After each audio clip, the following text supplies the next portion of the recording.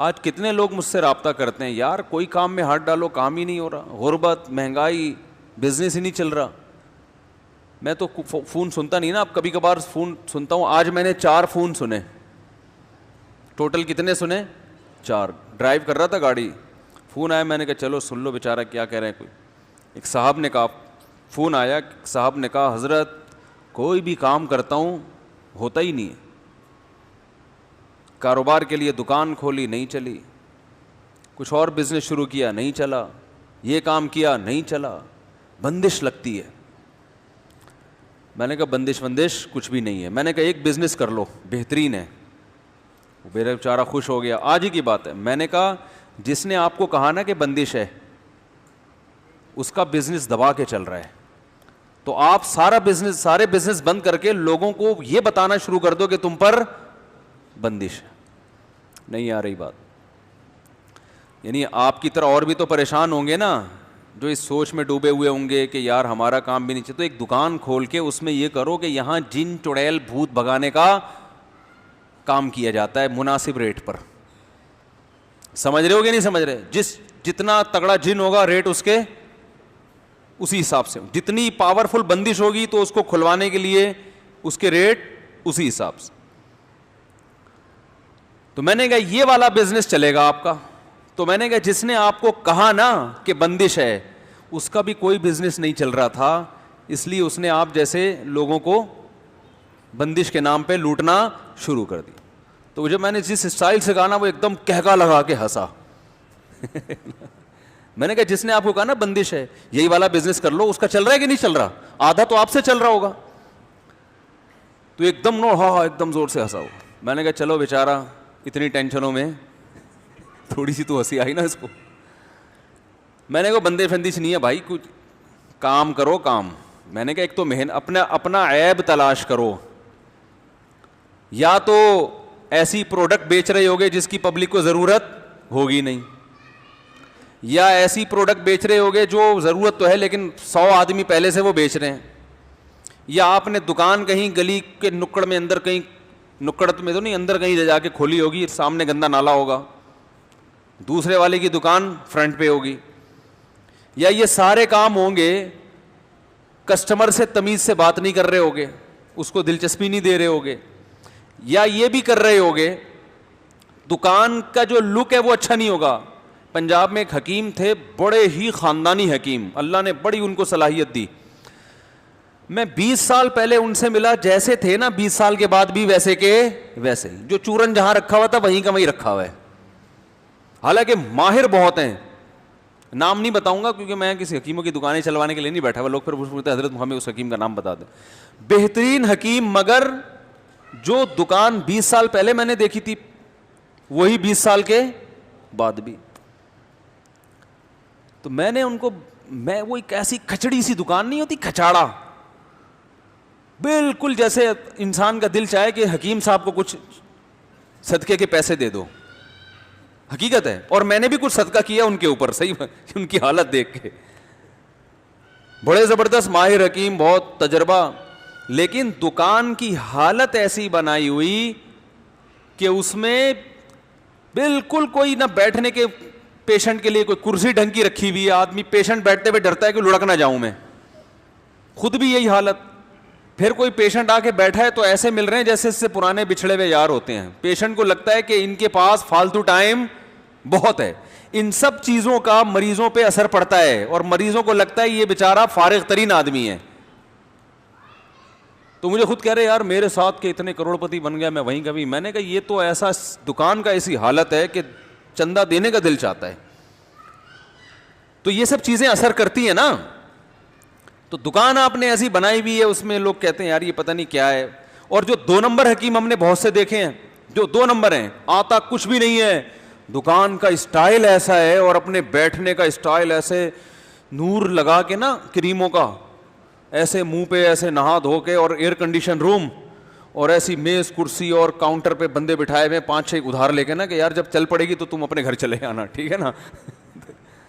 ایسے بٹھائے ہوئے ہیں, اور ایسے زبردست ہر دوا رکھی ہوئی ہے, اور وہ ایسا آدمی جاتا ہی ایک شہر میں مبتلا ہو جاتا ہے, یار یہ ہیں کیا ماشاءاللہ ان کا بزنس ہے, یقیناً یہ بہت. پھر نفس کو نہیں پکڑ پکڑ کے یوں گھنٹہ, حالانکہ کخ بھی پتہ نہیں چل رہا ہوتا ان کو, ایسے یوں. جیسے میں نہیں بتایا تھا 2-2.5 ہفتے پہلے میرے پیٹ میں درد تھا, تو یہاں راستے میں ایک حکیم صاحب کے پاس میں چلا گیا, جا ہی رہا تھا, میں نے کہا راستے میں ہی پڑتے ہیں, تو ہم بیٹھ گئے ان کے پاس. اب انہوں نے میری نبض یوں یوں کی نا, ابے نبض کو چھوڑو, میں بول رہا ہوں میرے پیٹ میں یہ گیس کا درد ہو رہا ہے, گیس اوپر کی طرف اٹھ رہی ہے, کوئی چورن چٹنی دے دو وقتی طور پر. میں کوئی مستقل تھوڑی آپ کا پیشنٹ ہوں, میں تو وقتی طور پہ چلو یار 7 اپ سے بہتر ہے کوئی چورن کھا لے آدمی. نہیں جی, وہ یوں کر کے نا مجھے کہتے ہیں آپ کا یورک ایسڈ بڑھ گیا ہے. تھوڑی بہت پڑھے لکھے ہم بھی ہیں. ہم نے کہا یورک ایسڈ کا اس سے کیا تعلق ہے بھائی؟ یورک ایسڈ سے گھٹنوں میں درد تو سمجھ میں آتا ہے, پیٹ کا یورک ایسڈ سے کیا ہو سکتا ہے؟ کوئی بہت دیر پا اثر ہو, لیکن تو وہ پھر میں نے کہا, اور میں نے یورک ایسڈ کا ٹیسٹ بھی کرایا ہوا تھا کچھ دن پہلے. میں نے کہا تو بالکل کلیئر ہے. انہوں نے کہا تو روزانہ اوپر نیچے ہوتا ہے. اب ظاہر ہے ایک جھوٹ چھپانے کے لیے 100 جھوٹ بولنے پڑتے ہیں. خیر اب یہ بیان ادھر کو نہ نکل جائے, تو انہوں نے کوئی دوائیں شوائیں لا کے دیں, 500 روپے فری پھوڑ کے مجھ سے لے لیے. وہ دوائیں بھی مجھے, میں نے دیکھا تو ایلوپیتھک دوائیں تھیں. وہ فلیجل کو کوٹ کے پتہ نہیں کوئی سیرپ بنایا ہوا تھا. ٹھیک ہے, فلیجل ہے نا پیٹ کی, ایک سے ایک فنٹر پڑا ہوا ہے. لیکن آپ اسٹائل دیکھو, لوگ تو بیوقوف بنتے ہیں ایسے لوگوں سے. تو خیر میں نے ان سے کہا, وہ کہنے بندش. میں نے کہا بھائی آپ جو بزنس کر رہے ہو نا, آپ کے اندر کوئی فالٹ ہے. کسی پروفیشنل آدمی سے پوچھو بزنس کیسے. اتنا نہیں کہ ٹوپیاں کرانا شروع کر دو لوگوں کو, تو یا محنت نہیں کر رہے ہوگے, جو محنت کرنے کا ٹائم ہے وہ وظیفوں میں لگا رہے ہوگے. صحیح ہے نا؟ تو ایسے نہیں ہوتا. بات تجربے کی آئی ہے تو ایک اور بتا دوں, ایک صاحب کا کہیں بھی رشتہ نہیں ہو رہا تھا نا, وہ تو بہت ہی غمزدہ, مجھے کہنے یار جہاں جاتا ہوں رشتہ ہی نہیں ہوتا. میں نے کہا اسی منہ کے ساتھ جاتے ہو جو ڈیزائن آپ کا میرے سامنے ہے. رونے دو. کہہ رہے ہاں میں جا کے کہتا ہوں یار لڑکی والوں کے سے کہتا ہوں بھائی میرے کوئی شادی نہیں کر رہا, تو میں چاہتا ہوں آپ کی بچی سے میری شادی ہو جائے. تو میں نے کہا وہ اگلا سوچے گا کہ جب کوئی بھی لفٹ نہیں کرا رہا تو اس کا مطلب کچھ فالٹ ہے نا, تو میں کیوں کراؤں. میں نے کہا آپ جا کے بولا کرو میرے لیے رشتوں کی کمی نہیں ہے. رشتوں سے مراد ماں کا رشتہ بھی ہے, باپ کا رشتہ, جھوٹ بھی نہیں ہوگا نا, بہن کا رشتہ بھی ہے, بھائی کا رشتہ بھی ہے. اور میں نے کہا ڈبو کے مت کھانا, جب وہ چائے آپ کے سامنے پیش کریں تو بسکٹ اس میں ڈبو کے مت کھانا, ٹھیک ہے نا. تو وہ پھر تھوڑا سا اس میں انکار کا خطرہ ہوتا. خیر کہاں سے کہاں بات چلی گئی. تو بندش, چڑیل, جن, بھوت. ایک فون آیا وہ یہ. دوسرا فون آیا, میں وہ ڈرائیو کر رہا تھا تو بلوٹوتھ کے ذریعے سن سکتا ہے نا آدمی. میں نے کہا چلو سن لیتے ہیں, بہت دن ہو گئے. فون سے فائدہ یہ ہوتا ہے کہ یار لوگوں کا پتہ چل رہا ہوتا ہے کدھر کو جا رہے ہیں, تو اس لیے میں اس لیے بھی سن لیتا ہوں. پھر دوسرے صاحب بندے, وہ بھی حضرت کوئی بھی کام کر رہا ہوں ہو ہی نہیں رہا, کوئی بھی کام کر رہا ہوں ہو ہی نہیں رہا. تو میں نے دل میں سوچا ان کو بولوں کہ ہو رہا ہوتا تو مجھے تھوڑی فون کرتے, اس بہانے آپ سے ہماری کیا ہو گئی, گپ شپ ہو گئی. یہ والا کام آپ کا ہو گیا, کیونکہ لوگ مجھے فون کر رہے ہیں ہو ہی نہیں رہا, آپ نے کیا ہو گیا نا. تو یہ بات ہی غلط ہے کہ کوئی بھی کام کر رہا ہوں وہ ہوتا ہی نہیں ہے. یہ والا کام جو اتنا مشکل, وہ آپ کا کیا ہوا ہے, ہو گیا ہے. مطلب آپ نے خامخواہ میں مسلط کیا ہوا ہے, کوئی بھی کام کر رہا ہوں نہیں ہو رہا. تیسرا فون اٹھایا, وہ کوئی پتہ نہیں طلاق ولاق کا مسئلہ تھا. چوتھا اٹھایا, وہ بھی یہی, کام ہی نہیں ہو رہا. بندش اپنا, یعنی ایک دماغ خراب والی بات نہیں ہے, یہ پاگل بنا دیا. بندش بندش, جن, چڑیل, بھوت, بندش, جادو. او بھائی کو گورے کے بھی تو کام رکتے ہیں نا. گورا کیا کرتا ہے, بیٹھ کے سوچتا ہے کہ یار یہ کام کیوں نہیں چل رہا, اس کی وجہ کیا ہے. ان کے ماہرین بیٹھتے ہیں, مشورہ لیتے ہیں, پھر اس غلطی کو دور کرنے کی کوشش کرتے ہیں, اس فالٹ کو دور کرتے ہیں. گورا اگر روحانی ٹوپی ڈراموں کے چکر میں پڑتا تو میرے بھائی چاند پہ قدم نہ رکھتا. وہ ہر شکست کے بعد, آپ کو پتا ہے ایک روایت میں آتا ہے صحابہ کرام کی نا رومیوں سے لڑائیاں ہو رہی تھی. رومی یہی انگریز, ان کو پہلے روم سے ہے نا یہ, تو یہ تو بہت پہلے سے عیسائی تھے. تو صحابہ کرام کی بڑی لڑائیاں ہونی تھی, جہاں بھی جاتے تھے فتح ہوتی تھی. لیکن جب گوروں سے لڑائیاں ہوئی ہیں نا تو کبھی شکست اور کبھی فتح, پھر پلڑا برابر چلنا شروع ہوا ہے. تو ایک صحابی نے کہا کہ میں نے رسول اللہ صلی اللہ علیہ وسلم کی حدیث سنی, انہوں نے فرمایا کہ تقوم الساعۃ والروم اکثر الناس, قیامت قائم ہوگی اس وقت بھی رومیوں کی تعداد دنیا میں سب سے زیادہ ہوگی, ان کو شکست کے ذریعے ختم نہیں کیا جا سکتا. تو جب یہ حدیث سنائی انہوں نے کسی تابعی کو, تو انہوں نے کہا کہ نبی نے اگر یہ فرمایا ہے کہ رومی بہت ہوں گے تو یقیناً ان کے اندر کوئی ایسی خاصیت ہوگی جس کی وجہ سے یہ قیامت تک باقی رہیں گے. آپ کو پتہ ہے مسلمانوں کی بہت سی ایسی قوموں سے جنگیں ہوئی ہیں کہ ان کا نام و نشان ختم, بڑی بڑی قومیں ہی ختم, کیونکہ پھر وہ نسل چلی نہیں ان کی آگے, غلام بن گئے اور پھر آہستہ آہستہ مینورٹی میں آتے آتے مارکیٹ سے شارٹ, یا دوسری قوموں میں کنورٹ ہو گئے, مذہب چینج ہو گیا ان کا. عراق عربی ملک تھوڑی تھا, عراق جو ہے نا عربی ملک تھوڑی تھا. آج کون سا ملک ہے عراق؟ عرب ہے نا. تو اس سے پتہ چلتا ہے یہاں کی اصل قوم کا تو پتہ ہی نہیں کہاں گئی وہ, یہ تو سب عرب بن گئے. مصر عربی ملک تھوڑی تھا, اب کیا ہے؟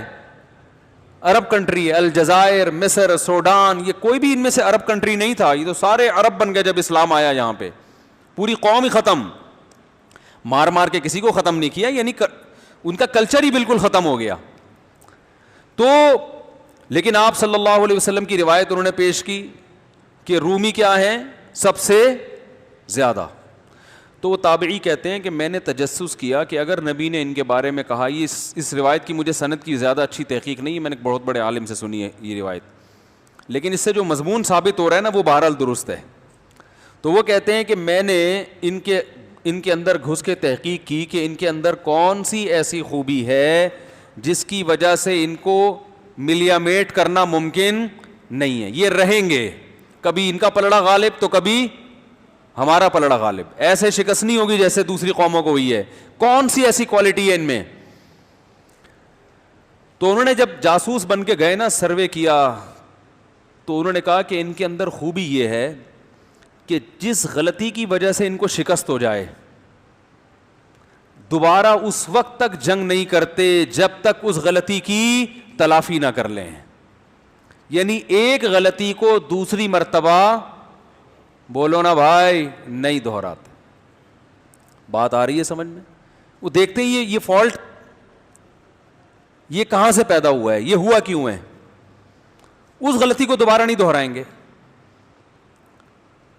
اور اب میں آگے اس پہ اپنا تبصرہ کر رہا ہوں اس روایت پہ.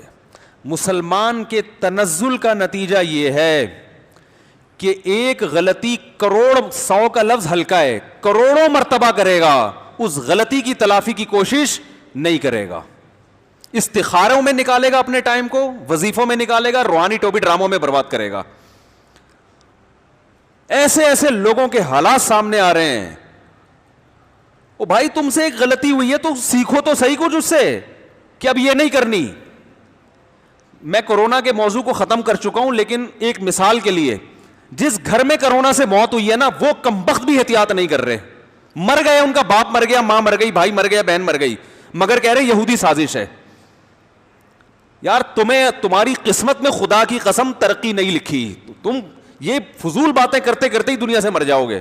تم لوگوں کے جنازوں سے عبرت حاصل نہیں کر رہے, تمہیں ابھی بھی بتانا پڑ رہا ہے کہ یہ ایک حقیقت ہے. بھائی کتنا ٹائم ویسٹ ہوتا ہے نا ایک چیز سمجھانے میں. باقی دنیا کو دیکھو, حکومت ایک اعلان کرتی ہے, ڈاکٹر اعلان کرتے, پوری قوم ایک جگہ جمع ہوتی ہے کہ نہیں ہوتی؟ ہر ملک میں ہو رہا ہے, پوری قوم ایک جگہ. جہاں مسلمان ہے نا وہاں 6 قسم کے مسلک سامنے آئیں گے. پہلا مسلک یہ کہ ہے ہی نہیں, یہ سرے سے کوئی مرض ہی نہیں ہے, سب بنایا ہوا ہے, ڈرامے بازی. او بھائی تو کیا محقق ہے کہ WHO میں بیٹھتا ہے تو کیا جا کے؟ ابے WHO تو ویسے ہی یہودیوں کی تنظیم ہے. ابے WHO نے تو ویسے ہی قسم اٹھائی ہوئی ہے بیڑا غرق کرنے کی مسلمانوں کا. تو یار یہ مسلمانوں کی نہیں تو ساری دنیا کا بیڑا غرق ہو رہا ہے. ایک مولانا صاحب سے میری بحث ہوئی, وہ کہہ رہے ہیں یہ سارے ڈاکٹر WHO ان کو الو بنایا ہوا ہے. میں نے کہا میڈیکل سائنس ڈاکٹر کی فیلڈ ہے, ان کو سب کو الو بنا لیا, اور مولانا کی فیلڈ میڈیکل سائنس بالکل بھی نہیں ہے, اس کو سب پتا ہے میڈیکل سائنس کے بارے میں. یار یہ کھوپڑی یعنی پاگل ہو جاتا ہے آدمی ایسے لوگوں سے بحث کر کر کے نا, مجھے تو غصہ آنے لگتا ہے. یہ دیندار لوگ باتیں کر رہے ہیں, میں ایک محفل میں تھا, ایک داڑھی والے بھائی, اور یہ نہیں کہ سارے ہیں, تو اللہ کا شکر ہے جو سنجیدہ علماء ہیں, جو بڑے حضرات ہیں, وہ سمجھدار ہیں, وہ جانتے ہیں کہ کیا کہنا ہے کیا نہیں کہنا. لیکن ایک دین پہ آنے کے بعد ایک مزاج ایسا بن جاتا ہے کہ گراؤنڈ ریئلٹی کے خلاف جتنا بولو گے اتنا مشہور ہو گے آپ. یہ ایک مزاج چل رہا ہے مارکیٹ میں, جدھر پوری قوم جا رہی ہے نا, آپ نے کیا کرنا ہے, کوئی الٹی تحقیق لے کر آنی ہے مارکیٹ میں, حالانکہ آپ اس تحقیق کے اہل بالکل بھی نہیں. آپ کو میڈیکل سائنس کے کتابوں کا نہیں پتا, آپ کو اس وائرس کا نہیں پتا, آپ کو WHO کا بھی نہیں پتا ہے, آپ کو یونائٹڈ نیشن کا بھی نہیں پتا ہے کہ وہ ہے کیا. خود یہودی کو کم بہت کو نہیں پتا ہوتا کہ یار میں اتنا بڑا سازشی ہوں. کورونا کے خلاف سب سے پہلے احتجاج اسرائیل میں ہوا ہے, سمجھ میں آ رہی ہے بات, اور یہودیوں نے کیا ہے کہ یہ ہمارے خلاف سازش ہے. اب آپ کہہ سکتے ہیں کہ وہ اس لیے کہ تاکہ لوگوں کو پتا چلے کہ یہ پتہ ہی نہ چلے کہ ہم نے سازش, وہاں کے بھی مذہبی رہنماؤں نے کیا ہے.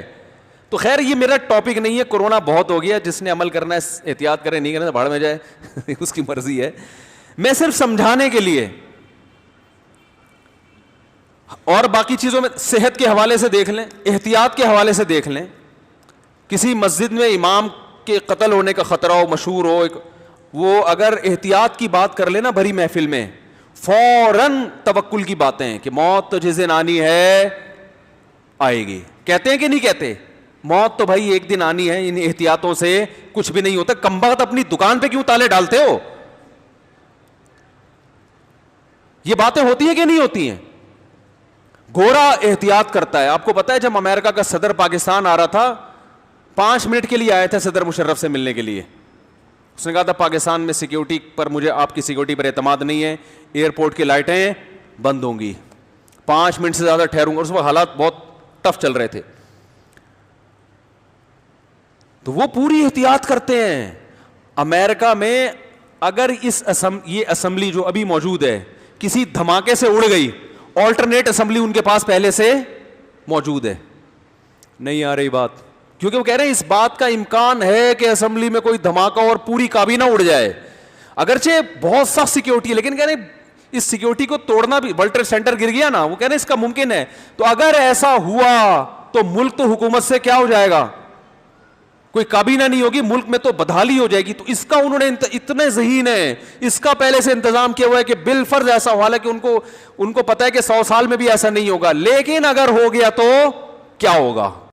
آلٹرنیٹ کابینہ ہے کہ اگر یہ مر گئے تو فوراً یہ لوگ ہیں جو ملک سنبھالیں گے. ہمارے یہاں کسی بندے سے پوچھو تو اگر مر گیا تو تیری بیوی بچوں کا کیا ہوگا, وہ کہے گا جس اللہ نے آج تک مجھے کھلایا میرے بیوی بچوں کو بھی وہ کیا کرے گا, کھلائے گا. بہت اچھی بات ہے, جب تجھے اللہ کھلا رہا ہے, کیا گھر میں بیٹھے بیٹھے تیرے منہ میں آگے نوالے ڈل رہے ہیں, یا تجھے اللہ رکشا چلانے سے کھلاتا ہے, ریڈی لگانے سے کھلاتا ہے, تو ان کو اللہ بیٹھے بیٹھے کیوں کھلائے گا بھائی. آپ اپنی ذمہ داری پوری کرو, اس کے بعد اللہ پہ کیا کرو, توکل, کہ میں نے اللہ اپنی ذمہ داری پوری کر دی ہے, اب تیرا